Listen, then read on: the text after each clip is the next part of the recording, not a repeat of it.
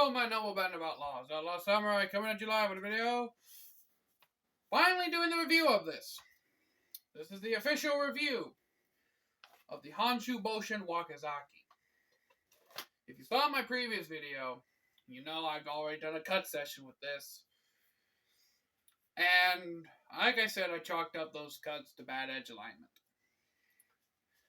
on my part. This sword is sharp. It's not any kind of stupid, like, splitting hair sharp, but it's sharp enough to do the purpose to which it is designed, and that is to cut shit in half, or chop on shit. In any case, we will start with the butt end of the sword, or the end them rightly section, as Scallagher would put it, and that is the pommel. Now, this pommel does have a cutout section and a hole in it intended for lanyard use. You can see I've done my stereotypical paracord, gut braid tassels that I like on here. I haven't attached these to the Winter Sun katana because I haven't found a good attachment method yet, but I will. Now, this pommel, most would not immediately pick up on this, but it is reminiscent of Kritzmesser pommels. If you look at Kritzmessers, some, like the Albion Kritzmesser, for example, have a pommel design that basically hooks like this. Same here. I feel like the guy who designed the Honshu line of swords for Budke and United Cutlery went with was inspired by the Kritzmesser pommel, which I like it. It does give your hands a solid purchase, and if you really needed to, you could even chalk down on it like so, and kind of pull the sword, which I think that's what this type of pommel was actually intended to do, kind of pull the sword into the cut to help it cut better. But that's just my opinion. Moving on to the grip, we have a texture rubberized plastic or TPR grip secured in place by two bolts. Similar to Makugi pegs, but unlike Makugi pegs, they are more structurally sound. Check out my modern versus medieval katana for the modern age two videos. One where I compare and contrast, and the other is what I would think a modern day swordsman would choose. But in any case, I'm trying to make this clear and concise and not ramble too much. The textured rubberized grip has these cutouts, which I assume to be used to give the sword extra grip. Sorry that my lighting is not the best here. If I turn the camera this way so I can stand this way, that's better. They have these cutouts here that provide extra grip to the blade. Right here. And this diamondized pattern right here also is supposed to give extra grip. And it does give me a very secure grip. Now, I should mention this, when I first was swinging this sword around for a couple of days, this grip actually hurt my hand a little bit. And I think that's only because I wasn't used to the grip yet, how it was pulling on my skin. But now that I'm used to it, I like the grip a lot. My only critique would be if the grip had a little more bounce to it, a little more cushion. Just make the grip material a hair softer so your hands kind of push into it a little bit.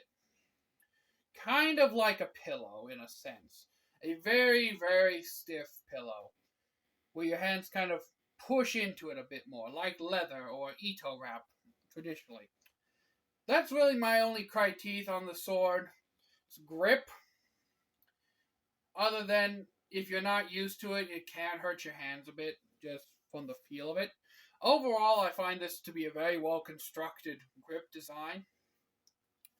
The Suba Yes, I know I've called this thing a Suba hybrid, a Suba crossguard hybrid, but I'm basically just going to call it a Suba. The Suba actually does have these sharp ledges right here along the bottom of the along the bottom and the top. Personally, I have found no discomfort in using the sword with it. They don't bite into my hands unless I turn the sword like this. But you're not going to be gripping a sword blade like this. You're going to be gripping it like this or like this. Handshake, hammer, katana. Either way, you're not really going to be pushing the meat of your hands into this edge unless you're really gripping it like a traditional katana, in which case it does kind of dig into my um, index fingers, second knuckle, kind of. But I don't find it really all that discomforting. Uh, I actually kind of use it for edge alignment because it lets me know that if my finger digs into it, then my finger isn't fully aligned right. That's how I kind of view it. But yeah, both the guard and the pommel are supposedly made out of stainless steel, so there's really no need to worry about oiling the pommel or the guard. Moving up the blade, we have this laser or acid. I don't really know which is which, but we have the Honshu logo etched into the blade on this side, and on this side we have some serial numbers or such. It says United Cutlery 3125 1060 high carbon steel. Now, there's actually this whole big thing about high carbon steels, and when you put your fingers on them, they're going to leave rust. Not necessarily true. I don't know if I mentioned this before, but as long as your hands are clean and relatively dry, they won't leave as much oil on them as if they were wet or they were greasy. And fingerprints don't really rust, don't really cause a lot of rust to build up extremely quickly, in my experience. I've touched all my sword blades multiple times and sheathed them overnight, sometimes days at a time, and when I pull them out, I've never had any rust. And I never leave my blades oiled, okay? There's another thing. I don't really oil my blades, okay? I dry them off and then I sheath them in the scabbard. A couple of days later, I pull them out, no rust. A few days later, no rust. I don't really believe you have to constantly keep your blades oiled, but that's just in my experience. Of course, it could also be the climate I live. I live in Indiana, in the United States. I think I live in the eastern half of the United States, like central eastern or some kind of. I know I live in the eastern United States, so that could be also my environment. But I don't know. That's just my experience. Don't quote me on that. But I did hear the whole like rust thing somewhere else. So grain of salt. I saw I got on a bit of a ramble there. Let's move on to the blade, shall we?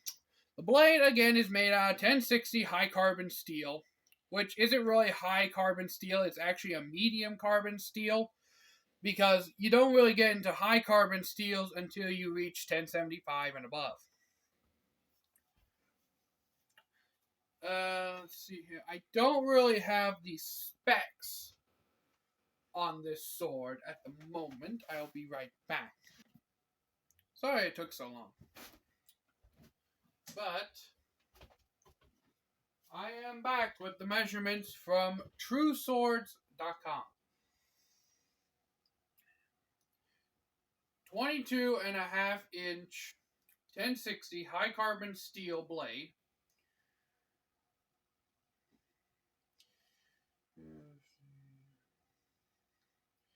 TPR handle, clean functional design. Overall, 34-inch ideal size. So it's 34 inches overall.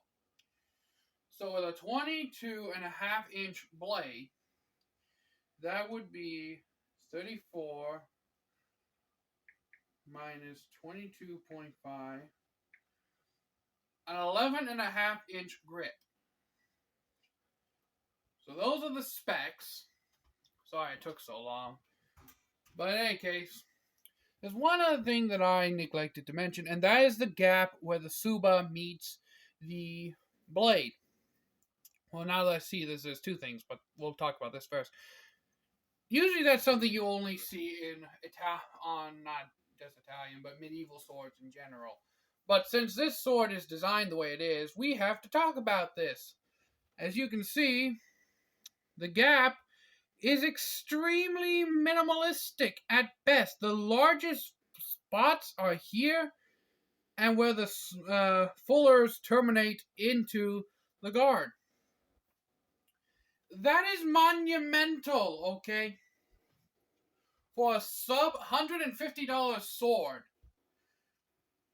to have, it's $99.99 on TrueSwords.com.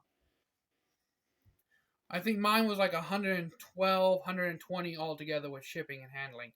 But in any case, that is monumental to have such a tight fitting guard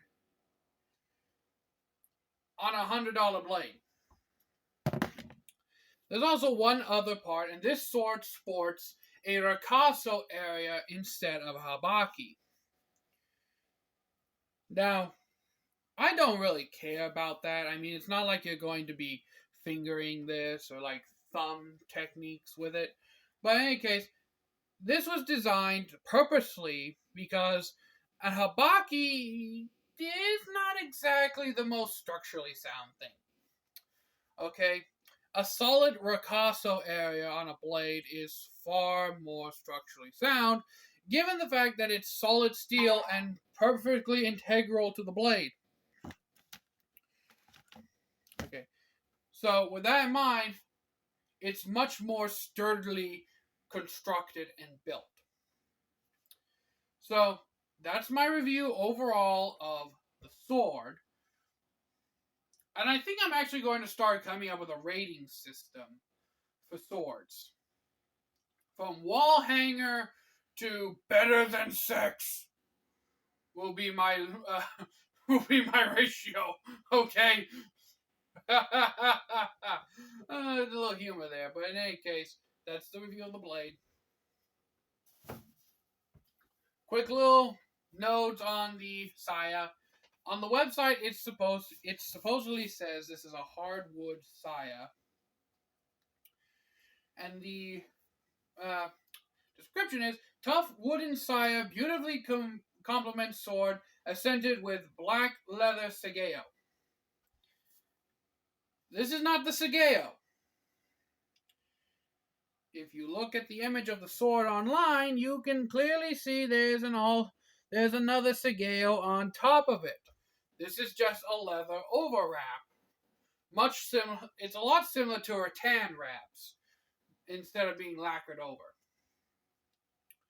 I actually took that sageo cord off and put it with my hakuma to use to tie up the sleeve, since it was perfect. It was the perfect length, and I really didn't like the look of it on the sword. I like this faux leather look too. Yes, this is fake leather. I have found that out.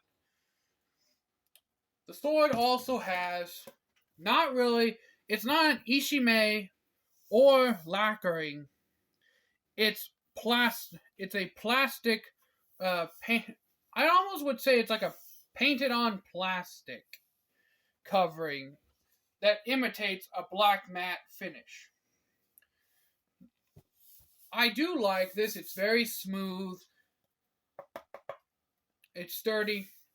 And overall, I love the look of this design. I love the look of the sword too. This just screams like if I was in a sci-fi setting, like Star Trek or Star Wars. If Star Wars didn't have lightsabers, this is what I'd imagine a Jedi sword to kind of look like, or at least a Padawan sword. But in any case, I do like it. And if I do get the Big Brother for a Christmas present, which I'm really hoping I do, and I'll have the dice show for this, I'm going to do a joint review of this sword and the dice and the katana. Well, I can't really say joint review because I've already done the review of this, but I will do a review of the katana as well. And if it's anywhere near as good as this, I have to say I'm going to be completely satisfied. I am optimistic about this. But in any case, that pretty much wraps up my review. I can't really find any negative qualities about this sword. It's sturdily built. It is finely constructed. I can't criticize anything. For $100 fucking bucks, you get this? I mean, Saya Rattle, that's kind of a normal thing. But, okay, there is one critique I can make. There is one negative that this sword has. And you'll notice in the Koigata, I think it is, it did come with Shidodome. Okay? It came with Shidodome. But as soon as I took the Sageo cord off, both of them popped out, and I was just like, fuck it. I'm not going through the hassle of gluing these things back in, putting the Sageo cord back in. I'm just going to leave it like this and use it. So, that's been my review of the Honshu Boshin wakizashi. So, until next time, my noble band of outlaws, Outlaw Samurai tells all y'all, be crazy rednecks, be safe in using your weapons. I'm out, peace, and I can fully say I endorse this sword. I'm not sponsored by anybody. This is just my own thoughts and opinions, but I fully recommend buying this sword. I don't really give recommendations like this a lot. The last time I gave a recommendation like this was with my Chinese Dao. And that only recently started to have shit go on with it with the Pommel coming up, but that's a whole other thing. So, I'm out. Peace.